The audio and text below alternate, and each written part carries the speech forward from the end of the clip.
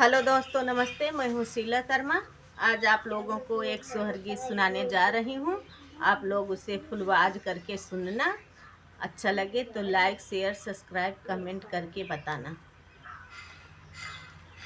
सांझे धाना सुतलिया टरिया, सबेरे उठी बोलल, सबेरे उठी बोलेली हो।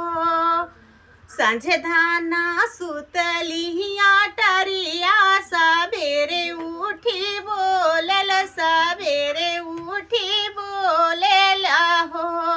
अम्मा आज राती देखो मैं सपने माँ, सपने बड़ा सुंदर, सपने बड़ा सुंदर हो। अम्मा आज राती देखो मैं सपने माँ, सपने बड़ा सुंदर, सपने बड़ा सुंदर हो। मोर मुकुट सिरे सोहे, देखी माना मोहे, देखी माना मोहे हो। मोरे मुकुट सिरे सोहे, देखी माना मोहे, देखी माना मोहे हो।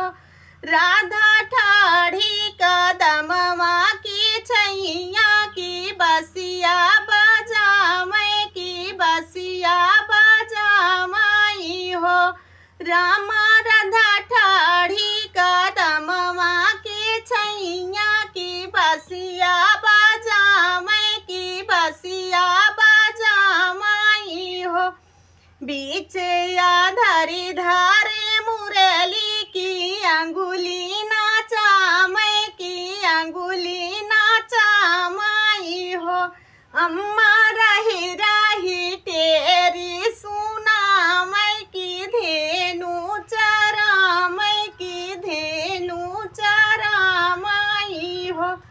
अम्मा रही रही तेरी सुनामै, की धेनु चरामै, की धेनु चरामाई हो। इतना सपने धाना कहली, की कहूँ नाही पाई, की कहूँ नाही पाई हो। ललना जाई धाना लेटलिया टरिया, की होरिला जानम ले है, होरिला जानम ले है हो। ललना जाई धाना लेट